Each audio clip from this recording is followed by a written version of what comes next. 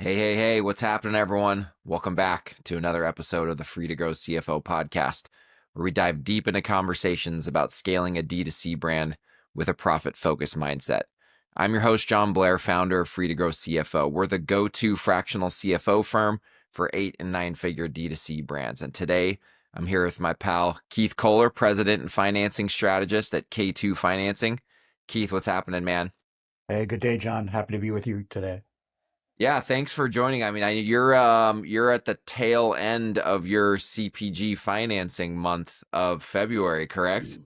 I am, yeah, this is my second year, and what I aim to do is provide a survey of topics touching debt financing in various different ways. So for this year, the theme was how to. So I got a bit more practical and tactical about not just types of financing, but how do you go about getting it, and what are the perspectives and kind of key insider ideas you could be equipped with so you have the best chance of success. But this week, the last week, I'm launching my podcast, How I Financed It. And so I those are love the it. those are the three final episodes. I hope you'll I all can't. tune. I Hopefully I'll get lucky enough to be able to join as a guest because I've got some fun stories about how we financed some crazy things at Guardian Bikes when I was scaling that brand. Well, that consider that your self-invited invitation for a future episode, John. Yeah. Really, that's well done. That was a clever one. So yes, the answer is yes, because those are exactly the stories I want to be telling. Is where do people start from beginning through the financing lens, and kind of where does it go from there in strategy and ups and downs and all those different types of things. So Awesome. Well, I'm stoked to get into our conversation today because, as you and I both know, me being a fractional CFO in the D2C space, and you with your debt financing background and the service you provide, when you're scaling a CPG brand, and I would say even furthermore when you're scaling a D2C brand that is from an asset perspective mostly or only has inventory, inventory. and by virtue of being a consumer goods brand, you're capital intensive, right? Which means what? You need capital to scale, and unfortunately, as you scale fast, you need more and more capital. And the thing is, out in the debt world, as you know, there are so many outbound sales contacts that are happening. Founders are getting hit up left and right on LinkedIn, email, even text message with all these different debt financing products. And the challenge is knowing what is good debt versus what is bad debt, right? Taking on bad debt is just, or maybe even worse than not taking debt on at all and not having the money that you need to scale. And so today we're going to talk about good debt versus bad debt, how to fund your D2C brand without sinking it. So before we get into the weeds on this topic, I'd love for you to take the audience through your background and your journey to ultimately starting K2 financing.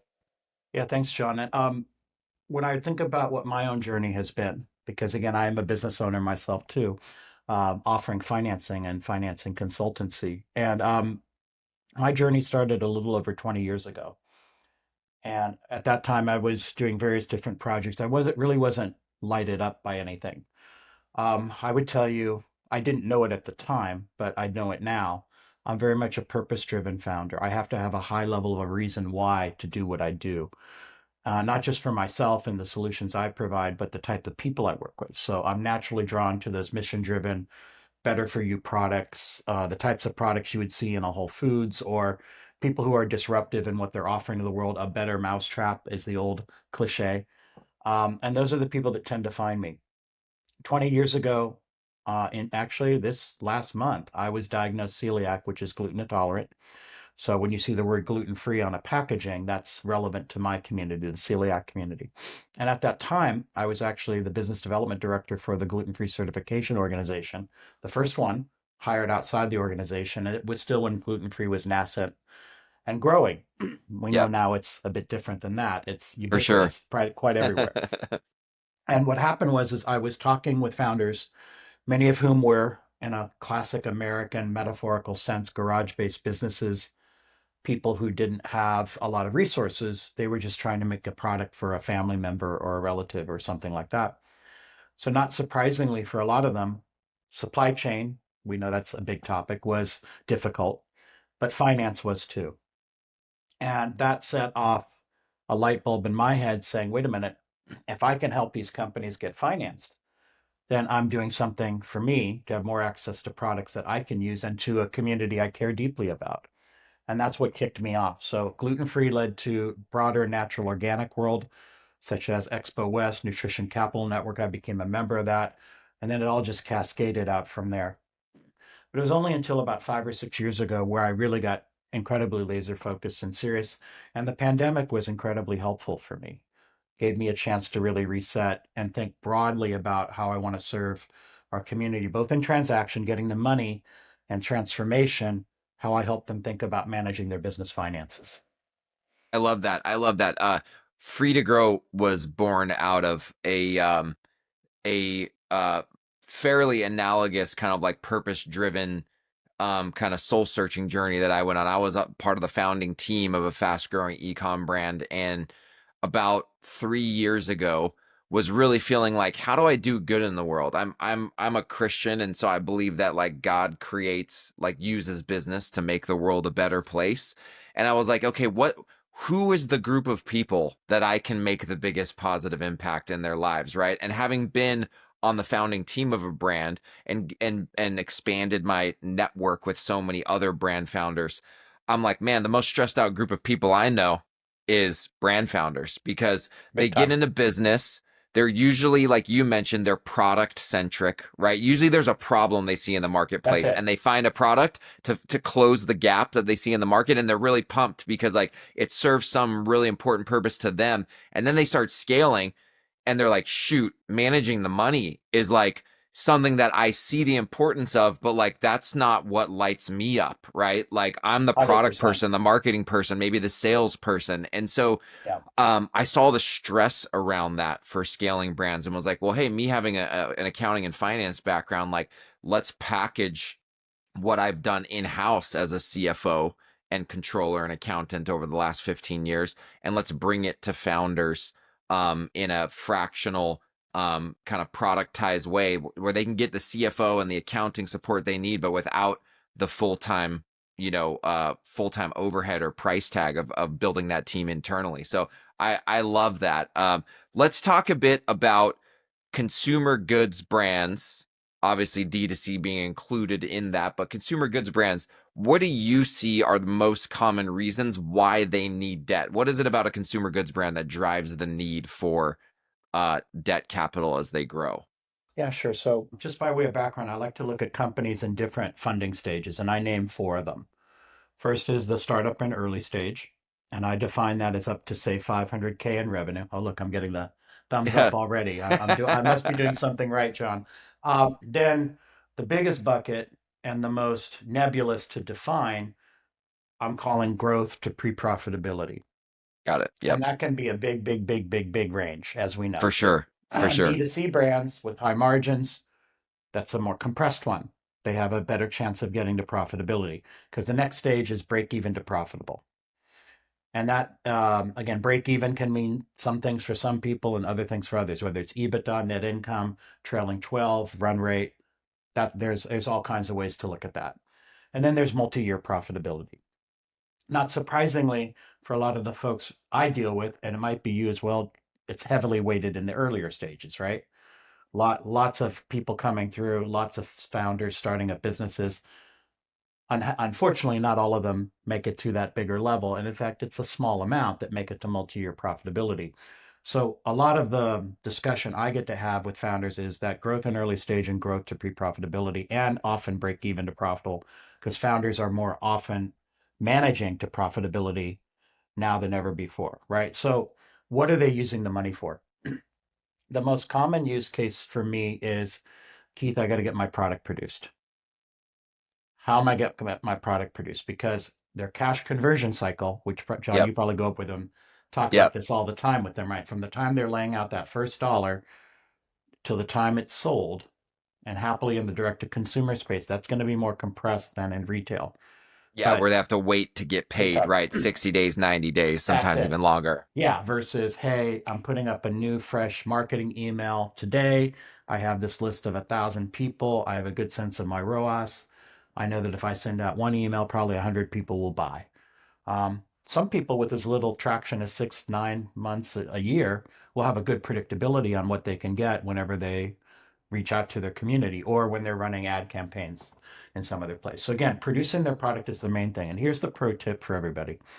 Almost everybody starts out with a 50% deposit up front, 50% before your product ships. If for any reason you can possibly get better deal terms, not just in dollars, but mostly in timing.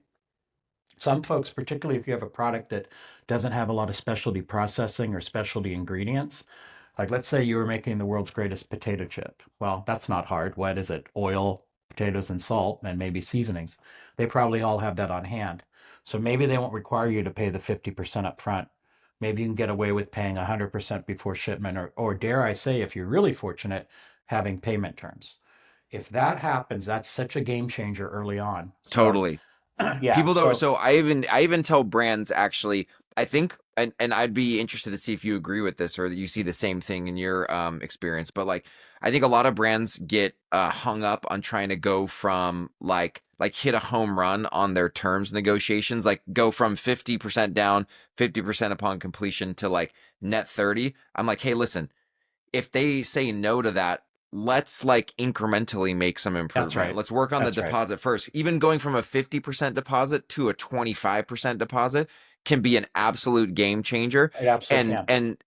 I mean, people don't realize that. And when you model that out, we as CFOs, when you model a change like that, you still have a deposit, but we looked at in our cash flow projections, you have basically half as much money tied up on average in deposits all throughout the year. So whatever that represents is money that's in your bank account instead of in your vendor's bank account, right? So yeah, like that's huge. One thing I want to ask you is and I know a lot about this because I have a deep debt financing and debt fundraising background, but like I know that when you bring a CPG brand that is say heavier in B2B versus heavier or maybe exclusively D2C, the big difference from an asset stack standpoint is accounts receivable or That's lack right. thereof. That's right. How do lenders look at the risk of financing accounts receivable versus inventory, and what do brand founders need to understand about that? Sure. Just very, very tersely, inventory, of course, is inherently more risky than accounts receivable. Accounts Yeah, receivable means you've issued an invoice, there's some type of promise to pay. Inventory, we don't know, right? We don't know when it's going to sell through or when it's going to, how quickly you can turn it. We just don't. So, of course, inventory is more risky. And therefore, on a standalone basis, if you were getting financing just on the basis of inventory, you're going to pay a higher price than you would against accounts receivable. And there are some places out there, and often this is commercial banks, won't do inventory only lines of credit or yeah, for what we call sure. revolving lines of credit. Because to be honest with you, they just haven't caught up with the times. And I also, know, it's yeah, crazy. I mean, they still might be living in the 1980s. And it's also true that when they're looking at risk broadly defined, it may be outside their box or outside their regulatory acceptability or even their bank owners to For put sure. themselves in a riskier category. But there's a robust alternative market. I want to go back to one thing, John. For a lot of your founders at the earlier stage, financing receivables and inventory really isn't all that relevant in the beginning. It's more they're going to have Shopify show up in their inbox once they sell $20,000 on their platform. When they get, and they might have some local folks talking about SBA loans offered by CDFIs, which do happen at the early stage. That's a bit complex. You have to be projections basis, usually have real estate collateral, have pretty good credit. There could be local organizations that are helping founders that may have issues somewhere else, such as credit, but they feel that the business has good potential. That's usually a local solution offered by different types of governments or specific organizations in a geography. Um, but mainly what I see are direct to consumer companies using is Shopify first, almost all the time. It's easy, it's in your inbox. Holy cow, I get the money, let's go. And then they graduate into something a little bit different. Usually at the 250K level, 250 trailing 12 month, Wayflyer shows up, Kick Further shows up, perhaps some others that are dancing around the direct to consumer space. And all of those I've seen used for product. Now, they're not caring so much about the assets, right, John? They're Yep, looking yep. at revenue. Yep. So these are revenue-based financing models with bespoke payback periods. Bespoke, for everyone's purposes, means custom. They're looking at your data and saying, oh, okay, off of his or her Shopify sales, how quickly can I get paid back? So, but then it's when you get to the larger levels, when you get in stage two, growth to pre-profitability, that's when usually AR and inventory take more hold. There are some exceptions. If you're selling to retail and you know you're going to have purchase orders of 5,000 or above, factoring can come in at that early stage. But usually it's in the larger stages when you're talking about larger factoring or even possibly an ABL when you're maybe at about 1 million in revenue. Yeah, I see the same thing. And actually, I would say even more broadly, what we tend to see revenue-based financing or merchant cash advance type structures from, the big three, like the Shopify Capitals, the Wayflyer, Clearco. We see that usually brands that are doing up to like even honestly 5 or 6 million a year in revenue. Some of them don't Uh-huh. get off of that. A lot of times when they come to us, they should have already graduated Uh-huh. from MCAs or from revenue-based Uh-huh. financing, but they haven't, and They they haven't. weren't they haven't been given the advice to do Right. so, right? Yeah, they Um, often don't eh, know. yeah, They're exactly. not aware. And And where guess we what? It's see easy. It's easy well, to keep I know renewing. it's kind of like a drug. It's kind of like a Yeah. dopamine hit that you press a button and it's like Yeah, it's all of a done, sudden it's right? right there. Yeah. And now I can go And back to what I really love to do. well, and here's the thing. So, like, I think I know you've seen this. Like, if you follow whatever you consume content in any of the various social media channels, there's a lot of people talking about how incredibly expensive revenue-based financing is on an annualized basis. And generally speaking, it tends to be very expensive. But that in and of itself doesn't mean that you should or shouldn't use it. That is a That's right. factor to consider, but it's not the only one. And actually, I used to think that MCAs were just always evil because of how expensive they were. But as we started working with more and more brands at Free to Grow, I started to see like, no, there is a use for those at times, right? There are stages for them. There maybe is even a short season for them. Um, and I want to use this to kind of segue into um uh a deeper discussion about like what I see the biggest challenges for founders in CPG and D2C is like they latch on to these very simple kind of like heuristics or mental models about like how to think about what to optimize for debt. And oftentimes I see them fall into a trap of like lowest cost of capital is what I should optimize for. Now the problem is with us sitting in the earlier stage, lower to middle market, usually, generally speaking, I would say for us, it's at least 2/3 of the time, lowest cost of capital options are not the best option for that brand in the season that they're in, right? There's many other factors that need to be considered. What are some of the ones that first come to mind about other factors beyond just cost of capital that need to be holistically considered as a founder's trying to figure out what's the best option for debt right now for my brand? Yeah, it's a great question because when people are only thinking maybe about interest rate, that can be very limiting, right? Totally. The opposite of that, or the one that I try to ask people to focus on, is total availability, Mm, right? So let's say, John, you have 100,000 at 8%, you have 150,000 at 12%, right? What could you do with that extra $50,000, right? If you have a very narrow and quick cash conversion cycle, and or if you light it up when you do an ad campaign and you have tremendous ROAS, in theory, the idea should be who cares what it costs? Give me that money.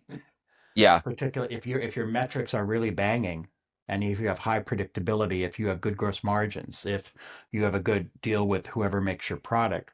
Again, in theory, almost all cases, it's about availability, not interest rate. Now, merchant cash advances you alluded to.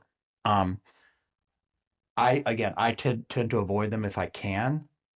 It is the last resort, but in a pinch, if that's all you got, as long as you are on top of your cash requirements, you know totally. how it's going to happen, and hopefully you know how you're going to get out of it. Mhm. That's a key thing. So That's actually the most the important key thing. How thing, are you the going to get key it? thing, Because how are you going to what get I out of see it? is brands get stuck in it Yeah. because they're not adequately planning out their forecasting their cash flow when they take it. They don't realize that by the time they pay it off or get close to paying it off, they need more capital That's again. right. They don't have cash flow from operations to pay it off and be done with it. And so they get on the cycle of just Yep. continuously taking the next advance. And that's where it can get, and where I see the challenge, this is another factor to consider, for the founders that are listening, is like, one, besides just cost of capital and availability, which Keith just alluded to, but is what I call maturity matching, right? Is like the asset that you are financing, the maturity and or payback schedule of the debt that you use to finance it should match the consumption of that asset as much as possible, right? Because when you have so I'll give you an example that we saw recently. We saw a merchant cash advance get taken to purchase inventory that if you projected out sales, they're going to pay that cash advance back in probably 2 to 3 months. But they were buying 6 months of inventory and needed to do so to gear up for the holiday season. So they were financing 6 months of inventory with a piece of debt that was only going to last 2 to 3 months. And if you forecasted their cash flow, they didn't have sufficient capital after paying Mm. off that Yep. merchant cash advance to continue financing that inventory purchase. So the maturity matching is like a really, really important concept for founders to understand. Do you see that too? 100%. Um, Making sure another way of saying that is that the use of proceeds, whatever you're going to use the money for, is appropriate. Again, I think it ties back to that larger topic, John, is how hard is it for us and for you and who are working with founders on this to really look at their cash requirements as they move forward with a lot of confidence. And I think my observation is that if you do it not more than say 12 months, founders can, that's bite size. Most people can say, okay, I can think that that could be what it looks like. And so I tend to like to go out into the future and then work my way backwards For sure. and say, okay, if this is what you need over the next 12 months, what are the right financing products? Recognizing, as you're alluding to, that it's not one and done, especially for our growth minded folks, the ones going some 500 to 2 million, which is a trajectory I see a lot in DTC. What we can get at the 500 level might already be refinanced out even before you get to the 2 million. Totally. Or can you do more of it? Or wait a minute, what's going to get stacked in addition? And in fact, that's one of the magical things I try to do. Dare I say it's magic sometimes, is figure out, yeah, figure out what can stack, what plays well with each other. Sometimes people might think, John, like, hey, I get Shopify, I get Shopify, there's nothing else I can get. Well, that's not true. You can get an SBA loan to go with it. You might be able to get another person in the fintech. You definitely can get factoring to go with Shopify. So the question is like, which of these levers do you pull? Do they all make sense? What's the not just cost of capital, what's the availability? How's it going to grow your top line and produce more gross profit? So that's really the dance. And there's more opportunity to have more people at the dance, dare I say, particularly in that growth phase. And For sure. a lot of the founders have just incredible missed opportunities because they're not aware. It's also a function of the fact that Shopify can't do SBA loans. Yeah, for sure. Um, they can only sell what they sell. I want to dig a little bit deeper into the multi-layered debt stack strategies, because Yeah. this is something that, um, although I think it's still challenging for founders to think through a single debt product to use, when you're starting to talking about like hiring a fractional CFO through us or the service you provide, you're hiring consultants who have we do debt financing day in and day out, right? We know all of the different providers. We understand where they feel comfortable sitting in the collateral stack, meaning like what rights do they have to collateral in the event of a default, right? And so I want to tell a story, and I'm sure you have some interesting stories too about something that we did recently for a brand. They had placed a big order for the holidays using a Flexport Capital inventory financing, which was basically 90 days float that they were given, right, for a fee. They ended up buying way too much, came out of the holidays, and it was clear that they bought way too much. So I sat down and I helped them refinance that into a 12-month term loan, right? That had an amortization that we felt that that they could afford with a balloon payment at the end of 12 months. And then on top of that, Flexport Capital let us take a Shopify Capital advance on top of that, right? Which was unsecured and sat behind them on the collateral stack. And they were comfortable with the amount that we took. And so over the next 9 to 10 months, we liquidated that inventory little by little, right? And we had several strategies for how to right size that inventory.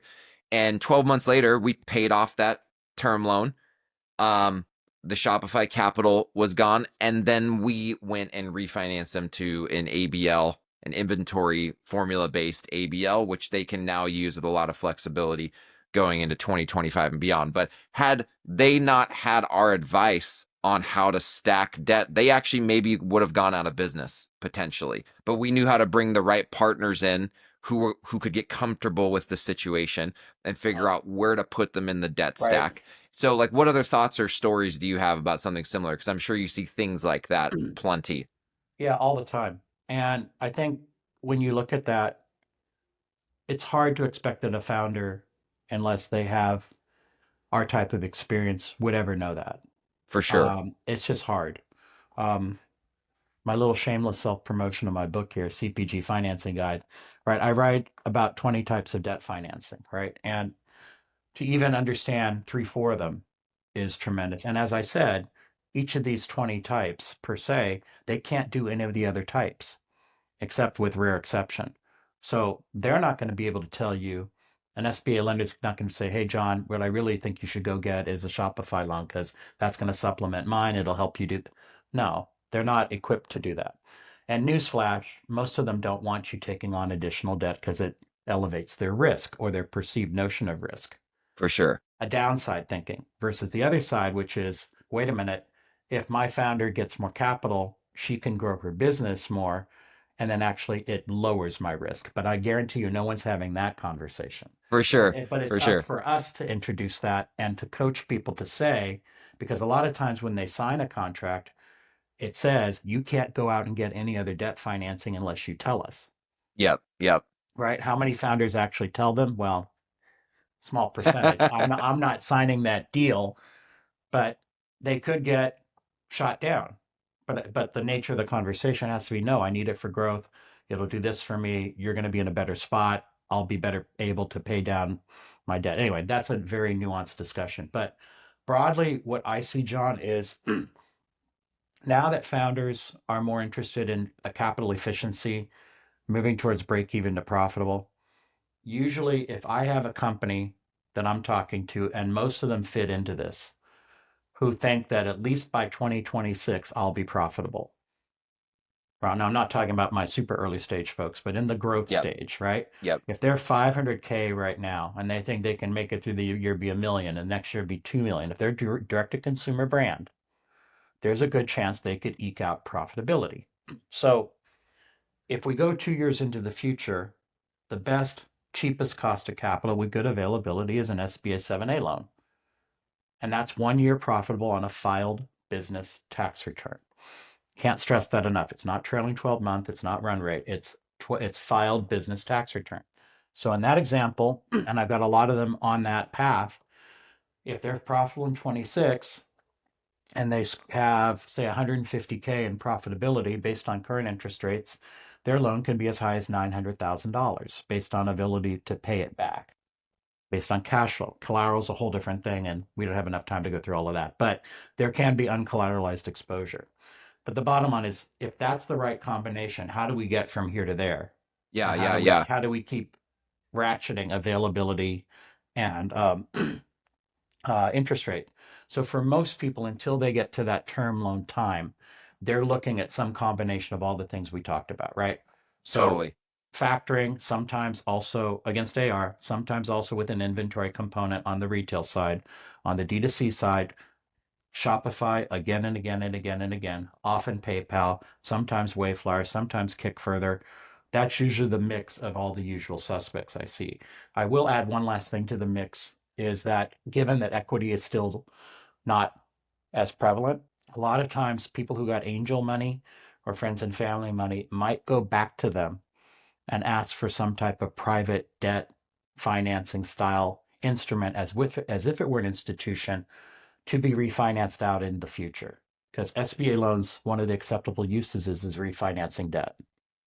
We did that at Guardian Bikes at one point. We went to our shareholders and Yeah.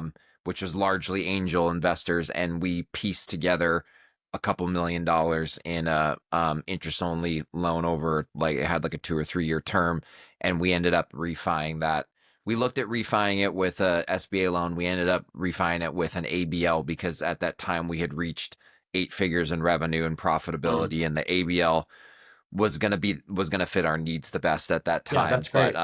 Yeah. But so there's a couple things that I just took note of as you were chatting. So we were talking about like what are the other holistic factors to consider besides like there's the obvious interest rate, cost of capital, availability. You cited lenders that can grow with you, right? Or Big, at big least time. the that's huge, right? Especially for us is like if you don't have to go to another lender, right? Mhm. A year out or two Right. years out, or even worse. Man, I've been in situations where it's like we're midterm, we're not even at the end of a 12-month term, and we're like, this is not working. It's not working for us. It's hamstringing our growth.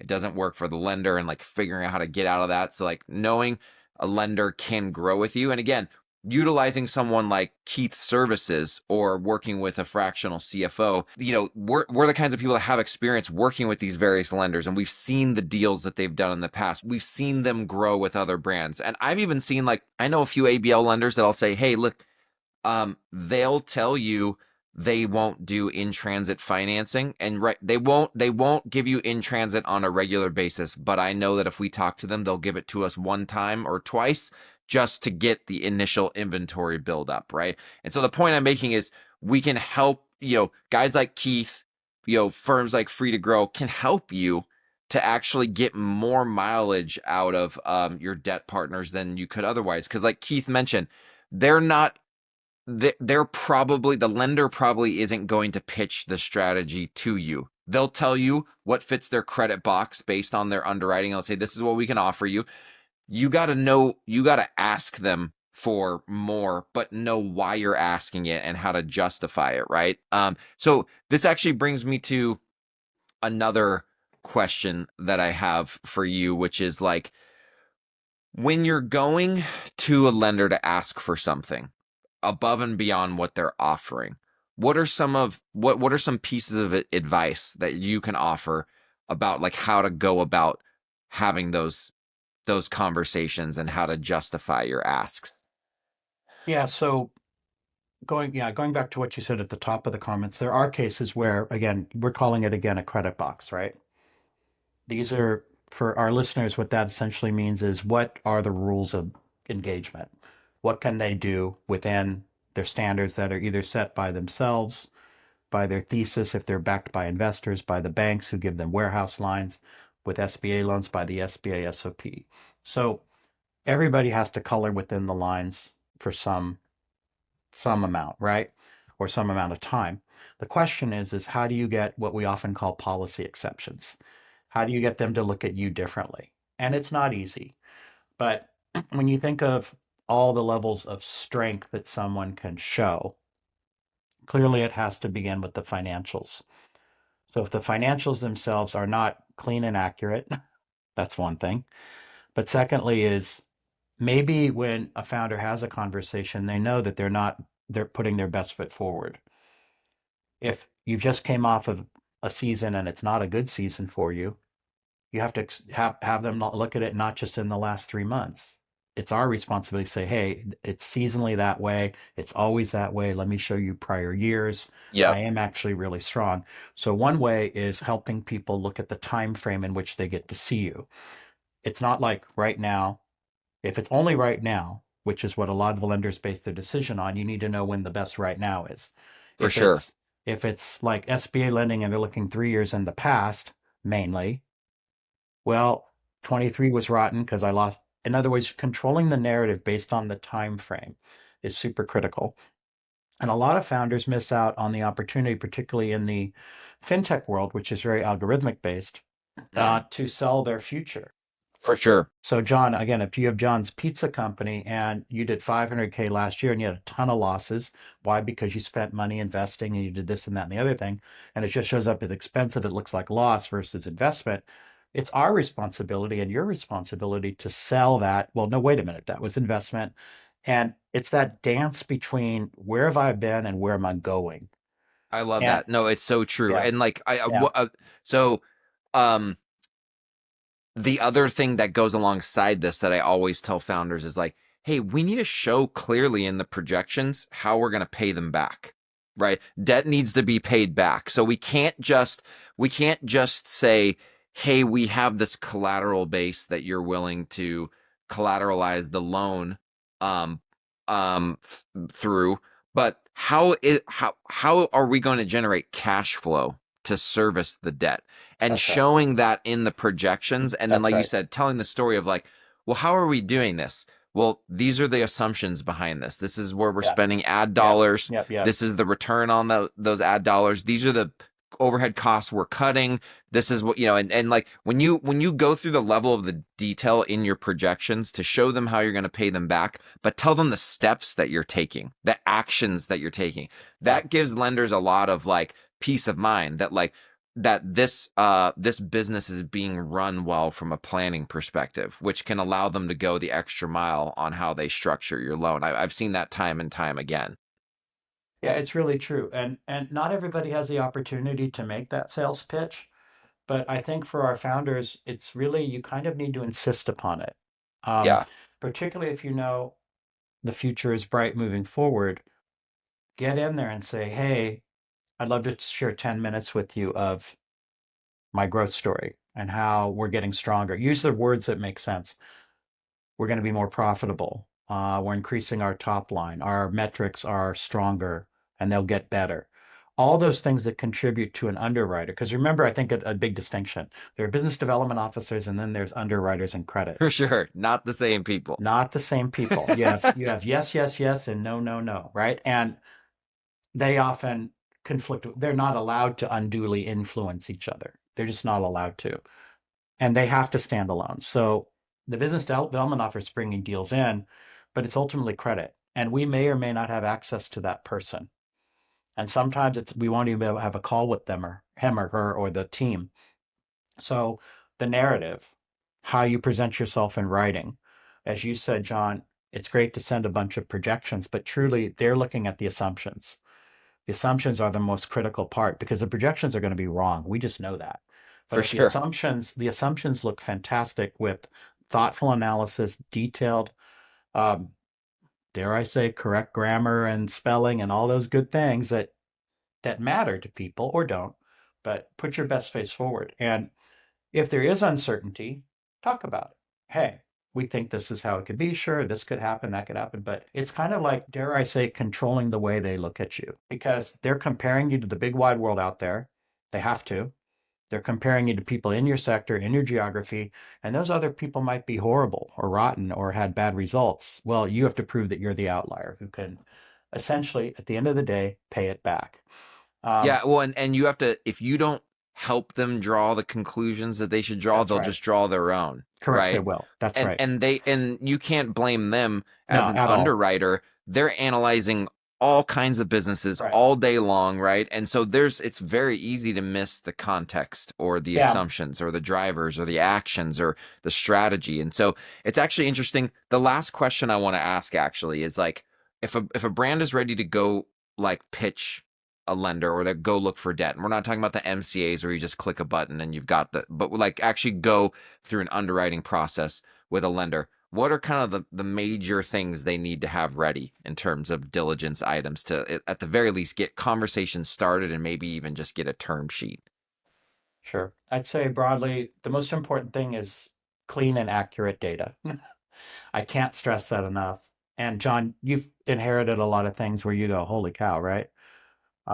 Yeah. And again, this is not a fault of founders. I'm not blaming founders for this. Well, sometimes they get the blame, but a lot of times it's ignorance. They're not aware of Totally. what might be what a clean, and accurate financial statement looks like. And we understand that. We know it's not necessarily even one of the top 10 things you like to do.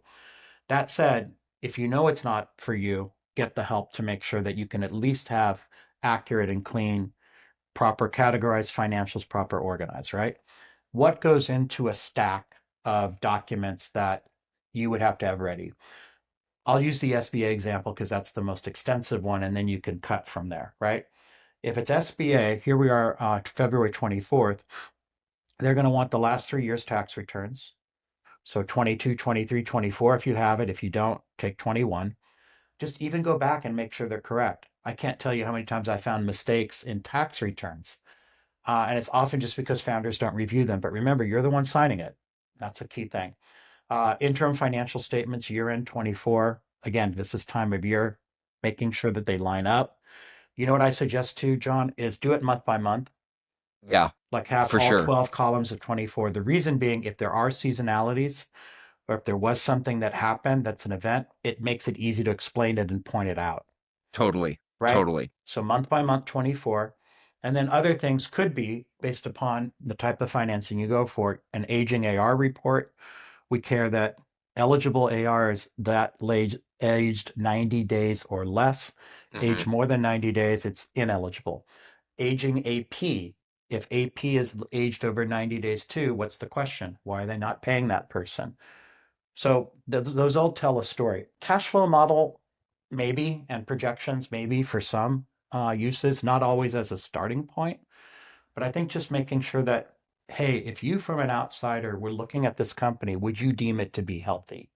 For sure. For sure. Yeah. And so like the important thing that you're drawing out here, Keith, is that the P&L is important because you have to understand profitability. But the AR and the AP tell a story about your cash flow health. It actually doesn't tell the complete. Some lenders will also ask for like an inventory listing, and if you have it, Yes, the of aging course. of your inventory. Mhm. And what are they basically doing?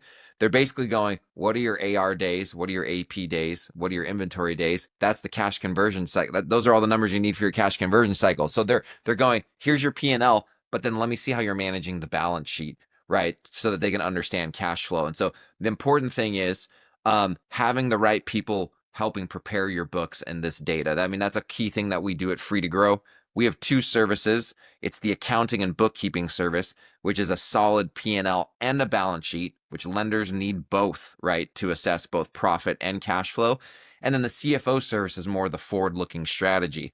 And so both of those things are really important, but you can't even do the CFO service or go out for debt financing or debt raise if you don't have the foundation right, which is the bookkeeping and the accounting, Absolutely right? true. Um, Mhm. so unfortunately, we have to land the plane. I want to come on your podcast for sure, and I might need to have you back to talk about all the Okay. things we didn't get to. But before we do, I always like to ask a fun question at the end. So, my question to you is, what's a little known fact about Keith that you think people might find shocking or surprising? Well, how about that? I've performed on both the Carnegie Hall stage and at the Vatican That's awesome, man. as part of a combined choir, and one of the recordings charted on the Billboard's classical charts. That is so rad. I'm a musician. Whenever sometimes the guests will turn around on me and say, "Hey, what's the shocking or surprising thing about you?"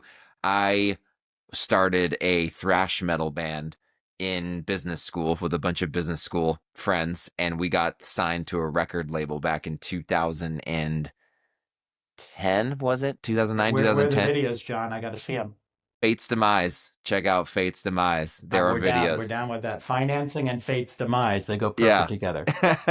So, but yeah, man, this conversation was awesome. Man, I think we got to have you back because we only like scratched the surface. But Yeah. here's And we what I can want go very everyone. deep on specific uses and types of loans and all kinds of things. So, Yeah, I think we should definitely do that because it's important stuff for founders of consumer goods brands. If there's one takeaway that I want everyone to have, it's that there are tons of options out there, right?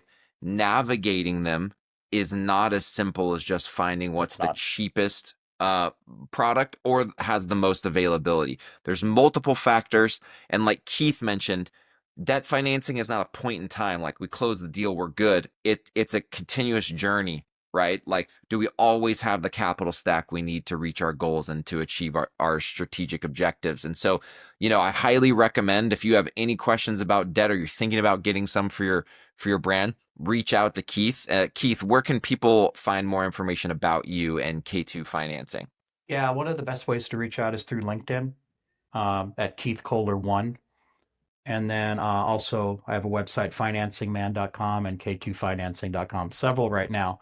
But I'd say start with LinkedIn. That's always the best place. And get the CPG financing guide. How can people get that? Oh, if they just reach out to me, I'll send them a PDF copy. Love it. Definitely, definitely do that. Well, Keith, I appreciate you coming on. I definitely think we got to have you back. Thank you, This John. was a It's a pleasure super being with insightful you. conversation. Yeah, man. Yeah, and look, don't forget everyone, if you want other helpful tips on scaling your profit-focused D2C brand, consider giving me a follow, Jon Blair, on LinkedIn. And if you're interested in learning more about how our free to grow D2C accountants and fractional CFOs can help your brand increase profit and cash flow as you scale, check us out at freetogrowcfo.com. And until next time, scale on. Thanks, Keith. My pleasure, John. See y'all soon.